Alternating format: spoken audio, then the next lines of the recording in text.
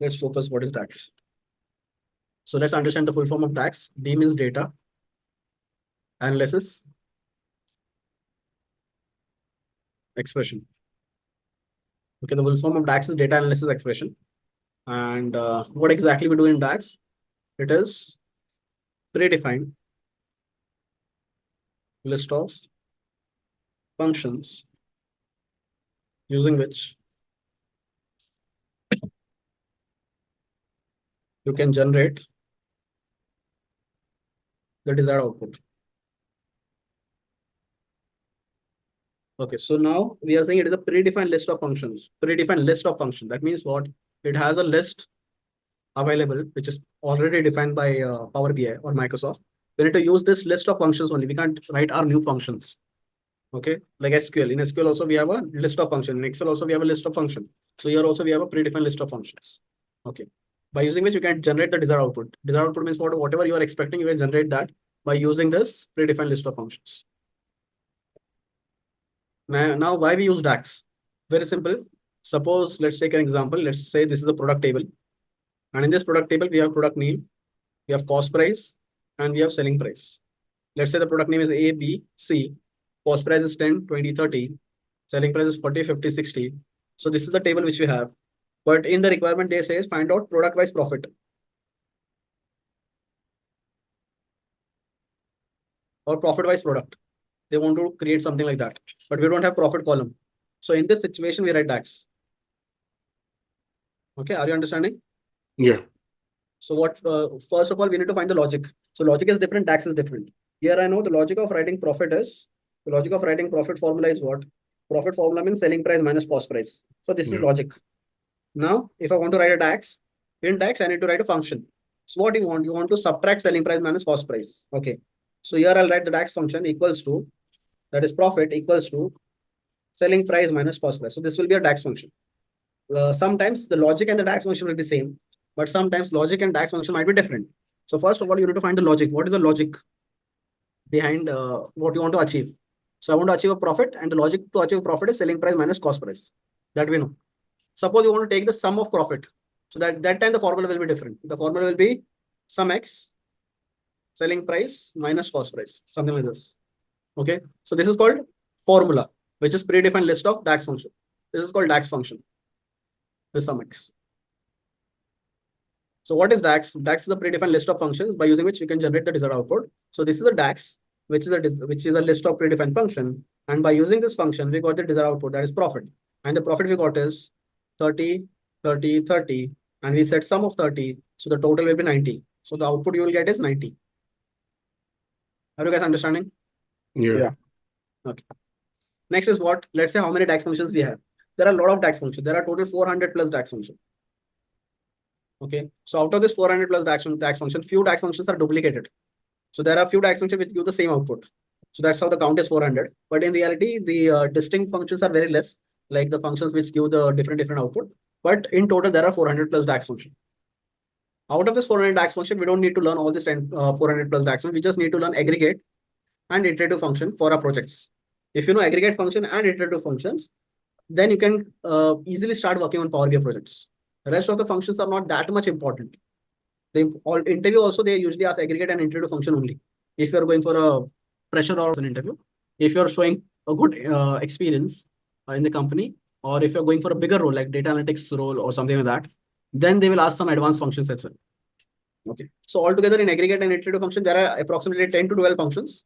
So all the big all the big classes and universities and all those people, they only teach this 10 to 12 functions only. But we'll not be learning this 10 to 12 functions. We'll be learning approximately 70 DAX functions. Okay. So if you learn the 70 DAX function, then you will be capable enough to write all the 400 DAX functions. You just need to understand the logic.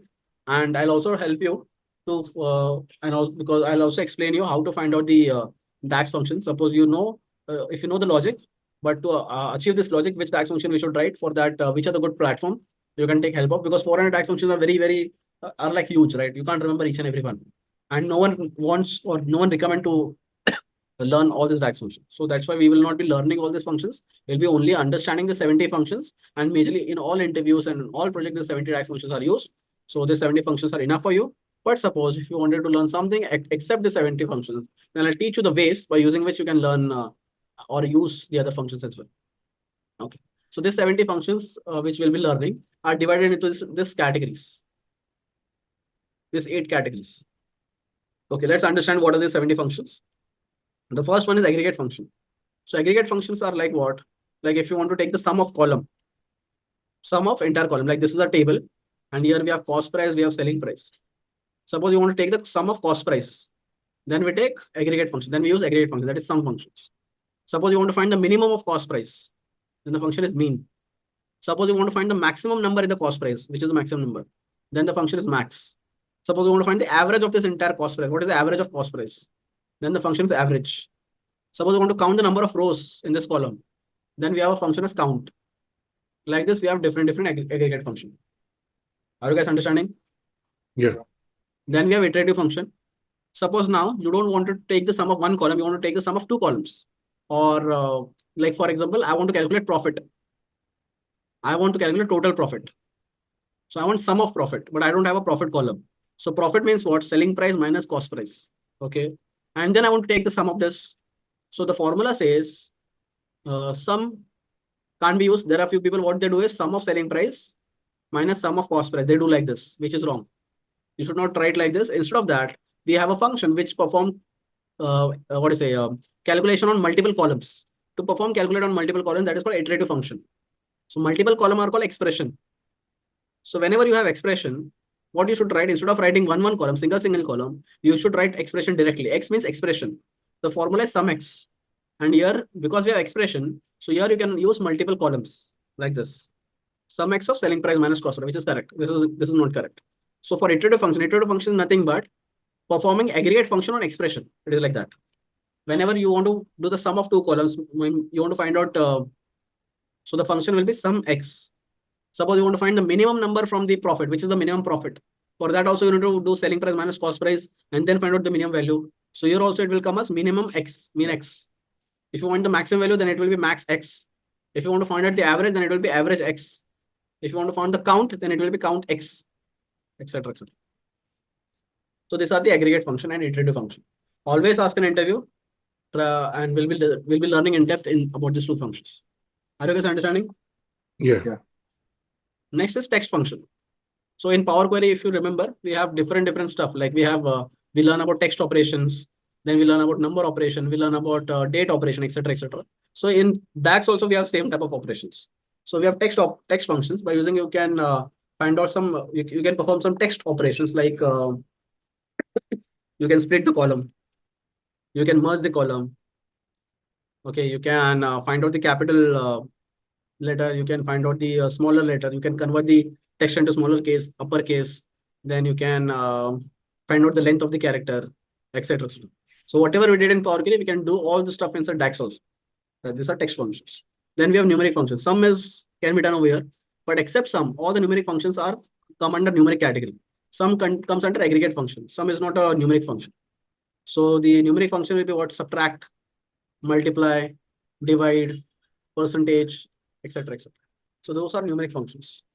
Then we have date functions where you can find out year, month, quarter, week, day, etc. etc. Then we have logical functions. Here you can find the logical data, like for example, if function, if error, all these things you can find over here. Then we have relationship function. So the relationship functions are use relationship. Then we have cross filter. Then we have time intelligence function where you can find out the last year profit, this year profit, previous year profit, all this thing where you can play with last year, previous year, last quarter, last month, right? Next month, next quarter, all these things you can do over here. So all these are DAX functions. So this total 70 DAX functions we'll be learning during our Power BI DAX journey. So all the 70 plus DAX functions are also divided into different types. So this is also interview question. What are the different types of DAX?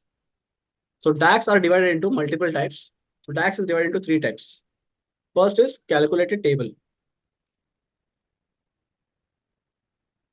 Second is calculated column. And third is measure.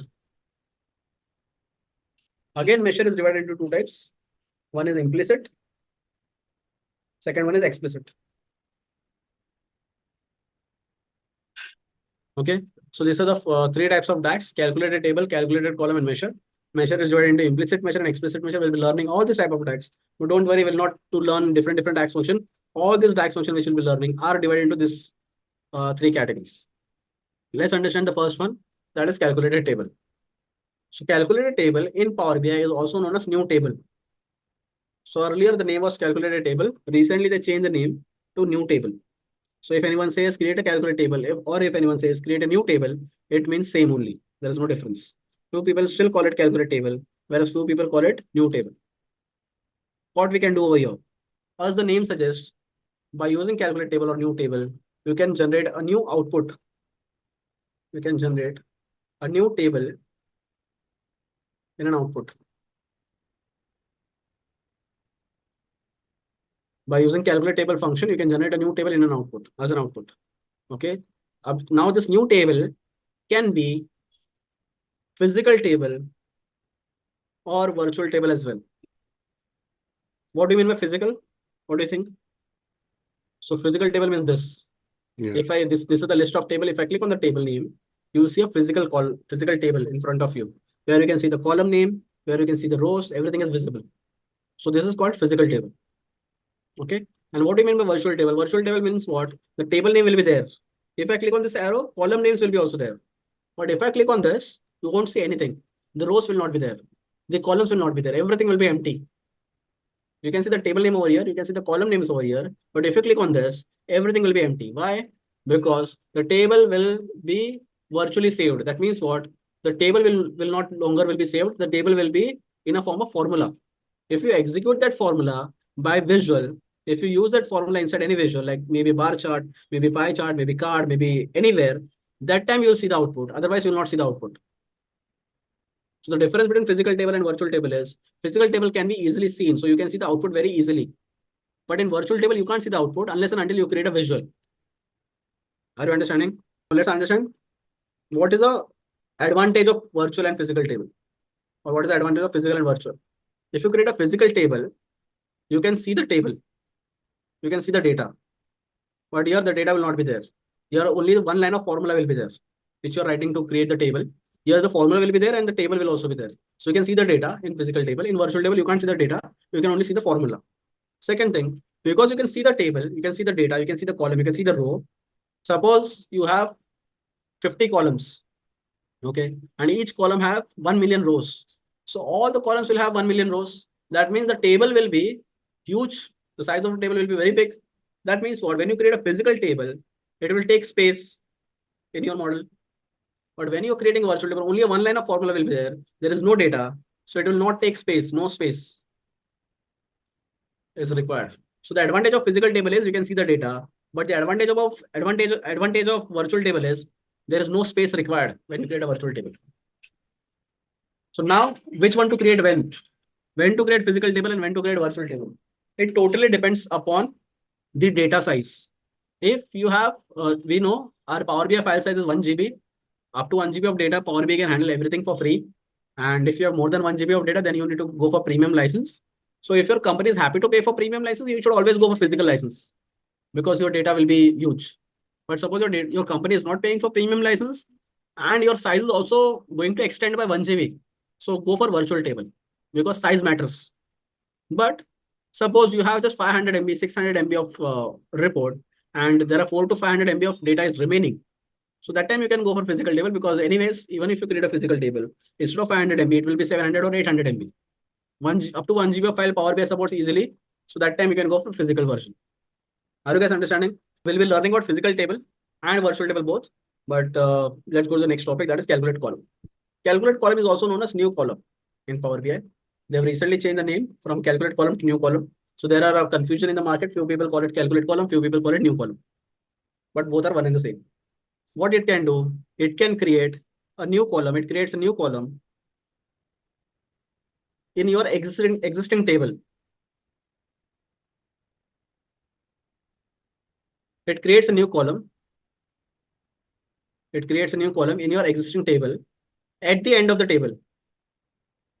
And where it creates a new column at the end of the table.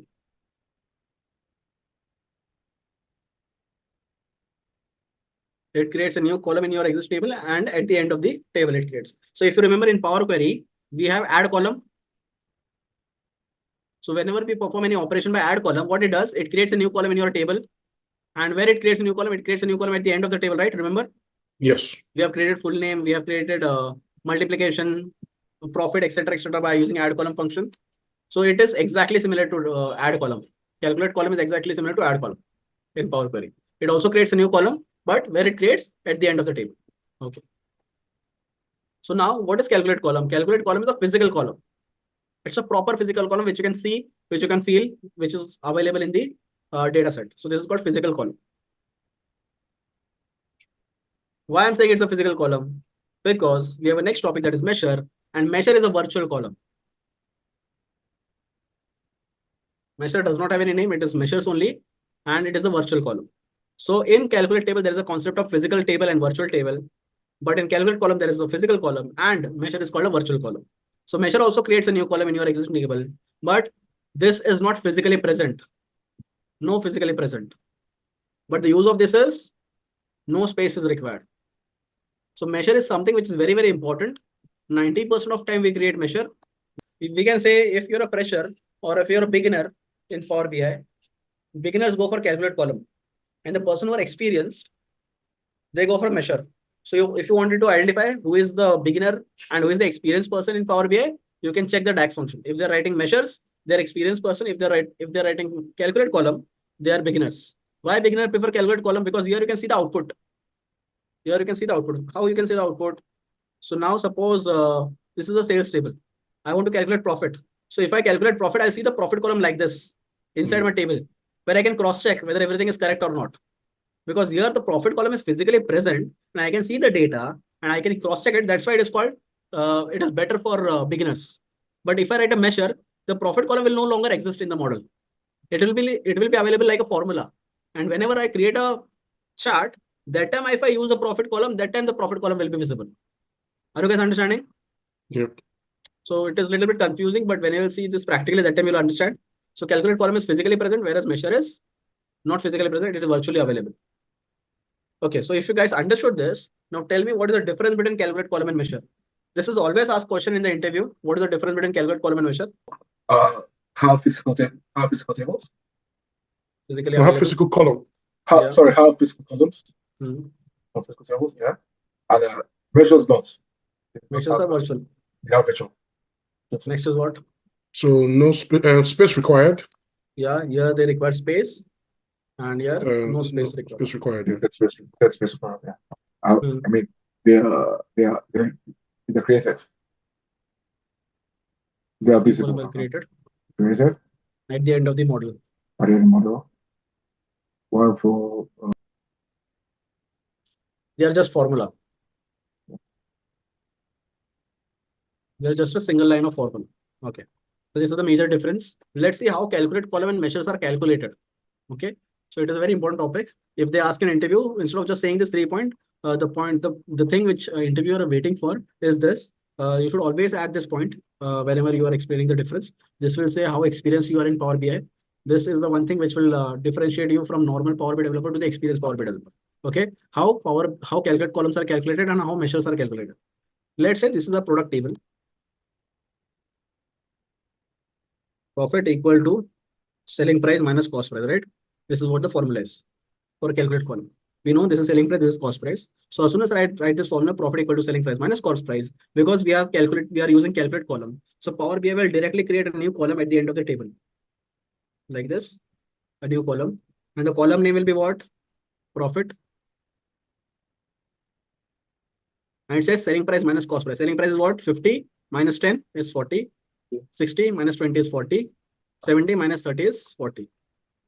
Okay. So it gives you output like this, 40, 40, 40. Are you guys understanding? Yes. Yeah. Now, if you wanted to take the sum of profit, then again you need to write one more formula, that is total profit equal to sum of profit column, because we already have a profit column, right? Now a new column got added, so profit column. So this sum of profit will give you 40 plus 40 plus 40, which is 120. Are you guys understanding? Yeah. Okay. Now, if I write a measure, let's see what happens when you write a measure.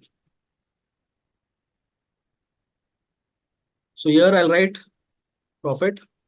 First of all, I need to calculate profit equal to, it says the logic is selling price minus cost price.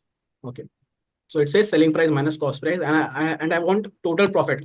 So here you can't write two things because profit is something which is not calculated physically. So what you want to do with profit? You want to find out total profit, or you want to find maximum profit? You want to find minimum profit? You want to find average profit? What exactly you want to do? Let's say I want to find total profit. So I'll write total profit. And I've told you, whenever you have more than one column, that means what? It is expression. And whenever you are using expression, you need to use which function? The sum You need to use iterative function, which says sum of x. So here I'll write a function which says sum x of selling price minus cost price. So here instead of writing two formulas, I'll directly write one formula in one thing, sum x selling price minus cost price. It says sum of selling price. So what measure do is it says selling price, sum of selling price. So 50 plus 60 plus 70, it is what? 180. 10 plus 20 plus 30 is 60. So 180 minus 60 equal to what? 120. So here also you get 120, here also you get 120. Answer is exactly correct. But if you observe, measure does row-wise operation. First it calculates selling price, total of selling price, then it calculates total of cost price, and then it gave you the total, which is 120. Whereas when I talk about calculate column, calculate does row-wise operation. First 50 minus 10. Sorry, 50 minus 10, then 60 minus 20, then 70 minus 30. So the major difference between calculate column and measure is it perform row-wise operation. 50 minus 10 is first row, this is second row, this is third row. It perform row-wise operation, whereas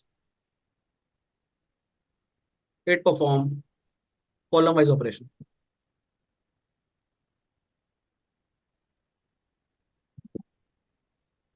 Understood? Yeah. So whenever you wanted to find aggregate function or additive function, that time we go for measure. I will be discussing about this afterwards. That time you'll understand. Now you'll get confused. But here, if you see, whenever you want to see the column physically, we can say, whenever you want to see the column physically, that time go for calculate column. When you don't want to see the column physically, you just require one single output. You just require your output. That's it. That time go for measure. Now, what visuals you can create by calculate column? You can create all visuals by using calculate column. All visuals. Whether it is bar chart, whether it is line chart, whether it is slicer, whether it is card, you can create everything by using calculate column.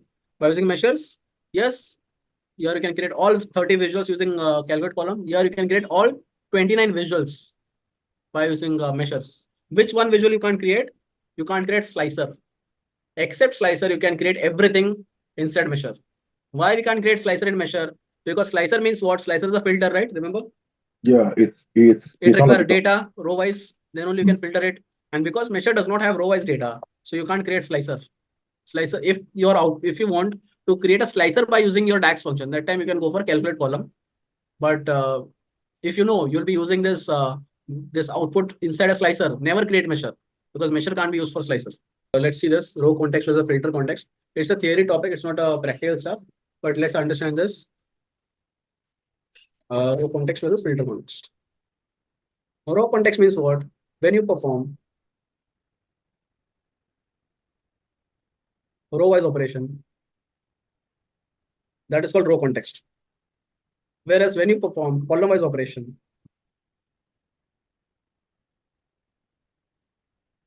it is called filter context. Okay. So which one was row context? Calculate column and measure. What do you Calculated columns. Perfect. So we can say calculate column is an example of row context, whereas measure is an example of filter context. Okay. So in interview, either they will ask what is the difference between calculate column and measure, or they will ask what is row context and filter context. You need to say whenever you perform row-wise operation, it is called row context, and whenever you perform column-wise operation, it is called filter context. And the best example of row context is calculate column, because in calculate column we perform row-wise operation. And if they're not understanding, you can give the example also like this. Suppose you want to calculate profit, so calculate column will do 50 minus 10, 60 minus 20, 70 minus 30, whereas measure will do 50 plus 60 plus 70, then 10 plus 20 plus 30, then 180 minus 120, like this. So they will understand. Okay. In row context, you can create all visuals, whereas in filter context, you can't, except slicer, you can create everything. It is same. The difference is same everywhere. The other thing is the way of explaining is different. Any doubt in this? No doubts. I jot it down. Okay. So this is assignment number 32, which is always asked in interview. Here a theory topic. What are the different types of DAX? What is the difference between calculate column and measure? And what is row context and filter context?